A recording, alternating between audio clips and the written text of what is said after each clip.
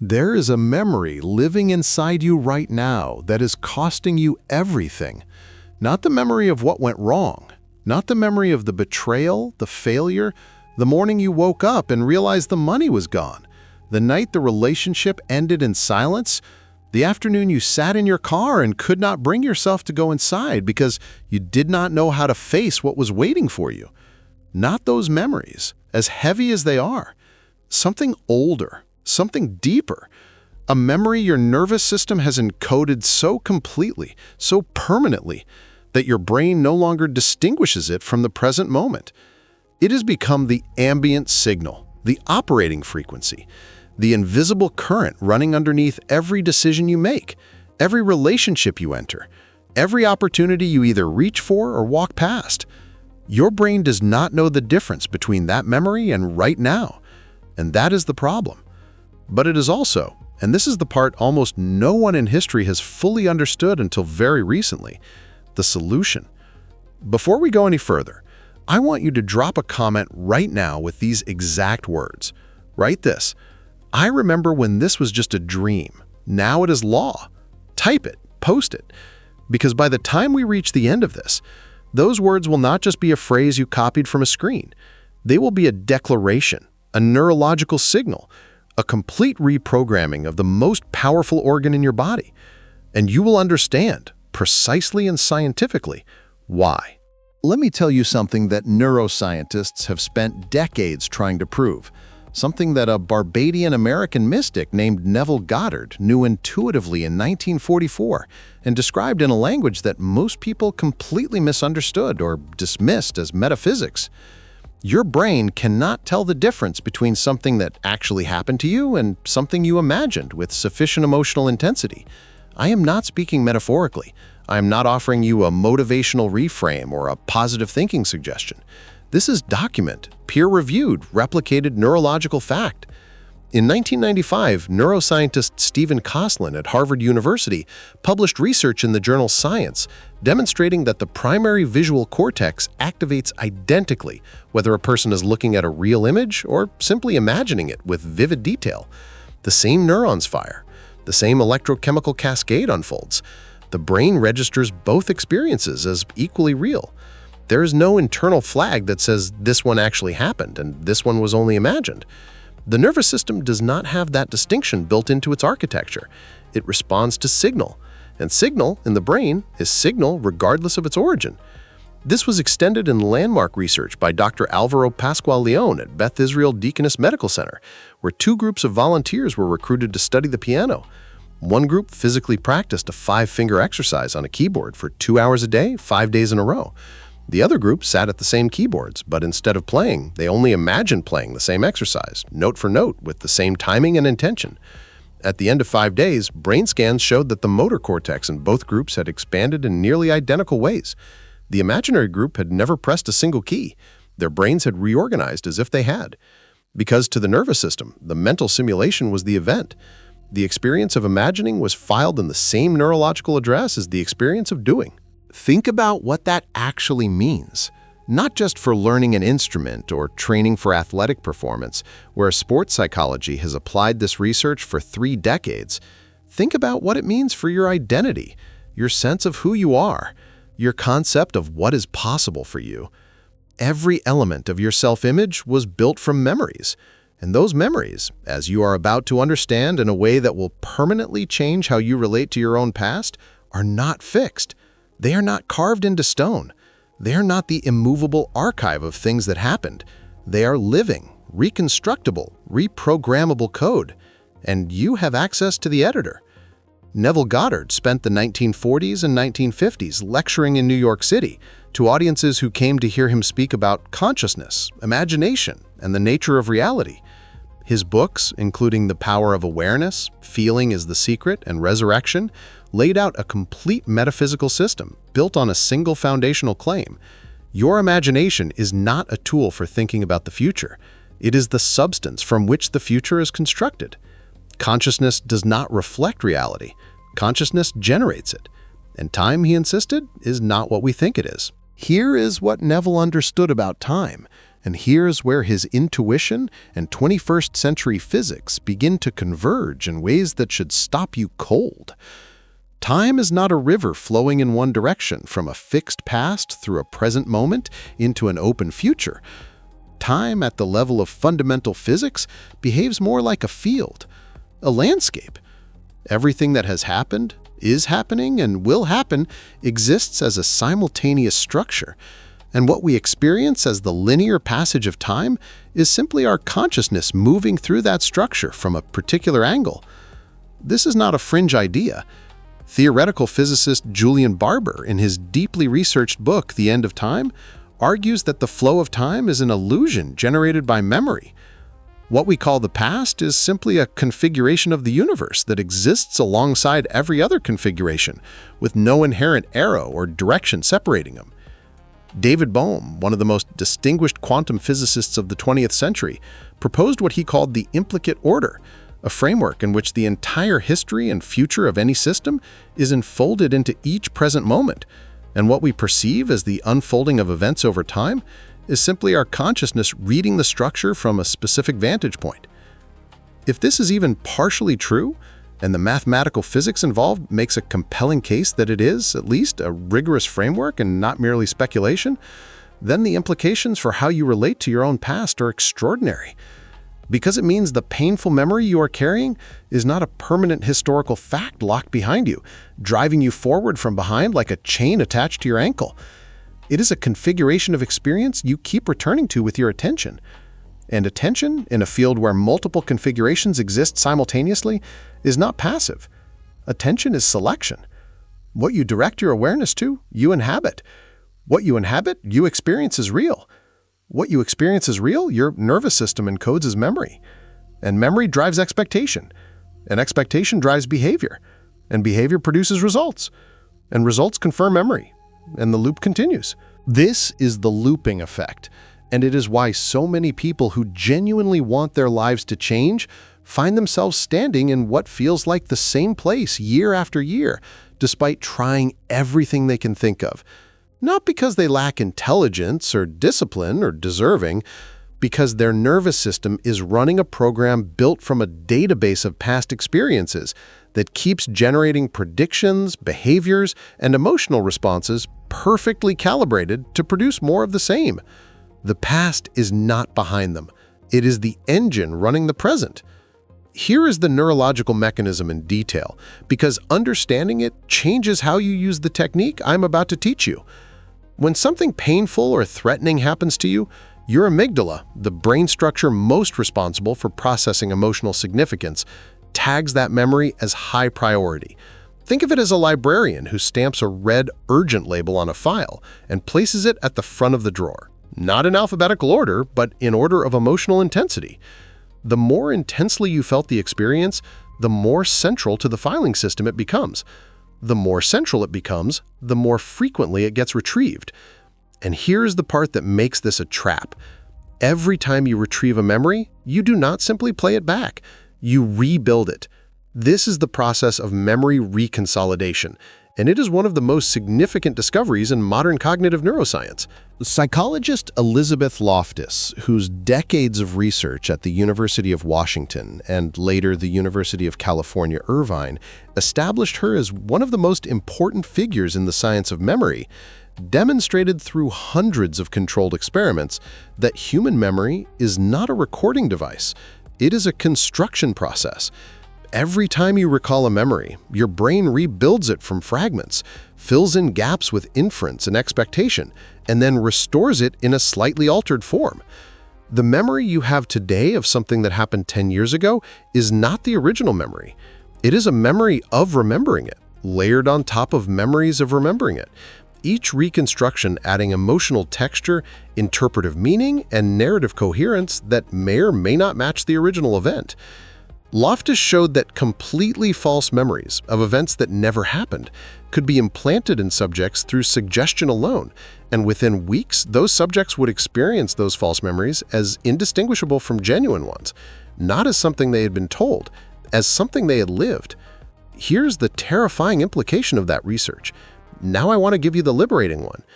If memory is reconstructive, rebuilt each time it is accessed rather than replayed like a recording, then every time you return to a painful memory, you are not just suffering, you are manufacturing. You are actively recreating and reinforcing and deepening the neural signature of that experience, making it more real, more foundational, more identity-defining with each visit. The loop is not just emotional, it is biological. The memory is literally being written more deeply into your brain every time you re-experience it. But the corollary is this. If memory is reconstructive, then the reconstruction process can be directed. The material is not fixed. The site is accessible. And with the right technique, you can enter that site not to erase what happened, not to pretend the difficulty did not exist, but to change the temporal position from which you experience it, to move from someone trapped inside the memory to someone standing beyond it, looking back. And that shift, which sounds almost too simple to be real, triggers a biological cascade that begins to rewrite the program at its root. This is the I remember when method. Neville Goddard described it as the revision of the past, and he considered it the most powerful of all his techniques, not because it is the most dramatic, not because it produces the most spectacular visualizations, but because it works with the actual architecture of how the brain processes identity and time, rather than working against it the way most conventional visualization practices do. Here's the technique in its complete form. In the final minutes before sleep, in that threshold state between waking and unconsciousness that Neville called the state akin to sleep, and that sleep researchers called the hypnagogic state, your analytical mind begins to loosen its grip. The prefrontal cortex, the part of your brain responsible for a logical evaluation and the filtering of new information through the lens of existing belief, starts to go offline. The subconscious becomes unusually open and impressionable in this window. What Neville understood is that this window is available to anyone, every night, without formal protocol. In this state, you will construct a scene, not a vision of your desired future, not an affirmation of what you want to happen, a memory, a warm, specific, sensory-rich scene set after everything you were working toward has already occurred. You are the person on the other side. You have already crossed. And in this scene, you were in a simple, natural conversation, the kind of conversation that feels like a quiet evening with someone who knows you well. And you were saying, I remember when I used to lie awake at night worrying about money. I remember when the debt felt like it would never end. I remember when I could not imagine what it would feel like to be where I am now. And you let yourself feel the texture of that sentence, the retrospective warmth, the distance, the slight wonder of a person who looks back at a hard chapter and marvels that they are no longer in it. You stay there, you breathe in it, you let your body register it as real, because to your nervous system, it will be. What makes this technique categorically different from conventional visualization is the temporal relationship it establishes. When most people visualize a desired outcome, they are looking at it from the present toward the future. They're standing in lack and imagining abundance. And the emotional signal that accompanies that practice is precisely the signal of distance, of reaching, of not yet. And the subconscious, which processes in the present tense and has no understanding of the concept of future, files that signal as the truth of the moment. The thing being imagined is over there, not here. Keep reaching. But memory does not produce that signal. Memory does not feel like distance. Memory feels like completion, like an event that belongs to the structure of the past, no longer open, no longer uncertain, finished. When you construct a memory of the life you intend to live, when you speak to yourself in the past tense about the challenges you intend to have overcome, your nervous system does not register a gap. There is no longing. There is only the particular quality of remembrance, and that quality is what your subconscious accepts as the new reality, the new baseline from which all future simulations of what is likely to happen will be constructed. Neuroscientist Joe Dispenza, whose work on meditation, consciousness, and brain change has been published in peer-reviewed journals, including Frontiers in Human Neuroscience and Neuroregulation, has documented measurable changes in brain coherence, immune markers, and even gene expression in participants who practice this kind of elevated emotion imagination work consistently over periods as short as 4 days. The body changes. The nervous system reorganizes. Not because anything external has changed, but because the signal the body has been receiving from consciousness has shifted. The chemistry shifts, and chemistry is not neutral in how it shapes your experience of reality. When your nervous system is running on the chemical signature of unresolved threat, of chronic financial anxiety, of accumulated social rejection, or of persistent self-doubt, your hypothalamus signals your pituitary. Your pituitary signals your adrenals, and your body is flooded with cortisol and adrenaline. These chemicals do specific things to perception. They narrow your visual field. They reduce your working memory. They make your brain hypervigilant to threats and functionally blind to opportunities. Not metaphorically, neurologically. You register fewer options. You take fewer risks. You interpret ambiguous signals as hostile rather than neutral. You present yourself in ways that close rather than open the room. And the world responds accordingly. And the world response confirms the original fear. And the original fear deepens. The I remember when technique does not just change your thoughts. It changes the chemistry that is generating the perceptual filter through which you experience everything.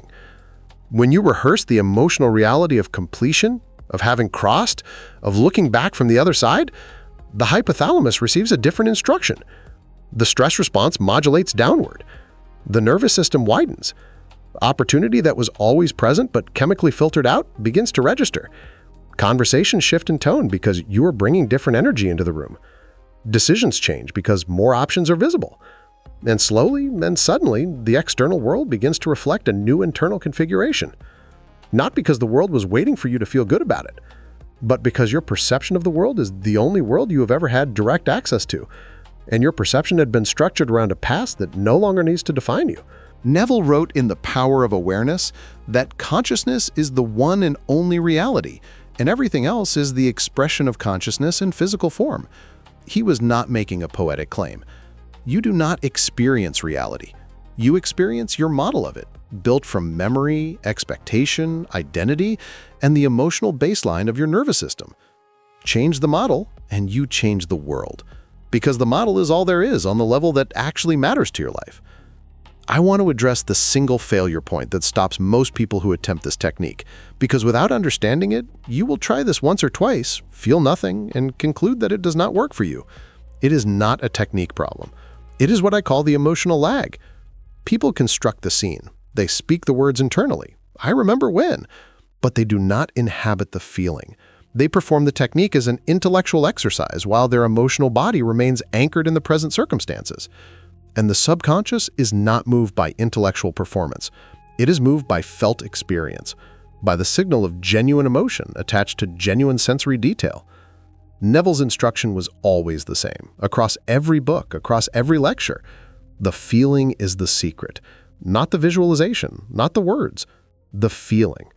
The emotion you bring to the constructed scene is the signal your nervous system accepts as real. The feeling of completion, the feeling of having arrived, the feeling of looking back at struggle from the safe distance of resolution. Without that feeling, the technique is theater. With it, it is biology. It is the actual rewriting of the neural pathways that have been running your life. And here is how you find that feeling, even when everything in front of you seems to contradict it. You do not try to feel good about where you are right now. You do not pretend the circumstances are different than they are. You step out of the present entirely in your imagination and stand somewhere else. You stand on the other side of all of it, already past it, already through it, and you let yourself remember it from there. The warmth of retrospect is available to you right now. You have already felt it in your actual life. You have looked back at difficult times you survived and felt that mixture of gratitude and distance and almost tenderness for who you were then. That feeling is not in the future. It is in your emotional repertoire right now. The only work is pointing it at today instead of at the past. So here's what I want you to do starting tonight. Before you close your eyes, choose the single area of your life where the gap between where you are and where you want to be feels most significant. One area: the finances, the health, the relationship, the work. And for 5 minutes, in that quiet just before sleep, construct the scene of the person on the other side. You are relaxed, you are at ease, the weight is gone, and you are saying, with the warmth of someone who has come a very long way, I remember when I thought this would never change. I remember when the fear used to wake me up at 3 a.m. I remember when I could not imagine standing where I am standing now. And you let that sentence be true in your body. You feel the distance it creates between you and today's struggle. You feel the relief of a chapter that is closed. You fall asleep in that feeling if you can. Neville said in one of his final lectures before his death in 1972 that the great secret is not to see the thing you desire from where you stand, but to see from inside the state of having it, not to look toward the goal, but to look back from it. That shift of vantage point, from observer of the desired future to inhabitant of the accomplished past, is the entire difference between a practice that changes nothing and a practice that restructures your nervous system, your perception, your chemistry, and eventually the material circumstances of your life, from the inside of your consciousness outward, in no other direction. Post the comment, write it right now. I remember when this was just a dream, now it is law. Because those are the words of a person who has already made the internal shift, already standing on the other side in consciousness, already living from the memory of what today will become. And as Neville understood, and as you now understand, consciousness always leads, circumstance always follows. The outer world is the inner world made visible. So change the memory, and you change the world. Not someday, not eventually. From the only place where anything has ever been changed, from within.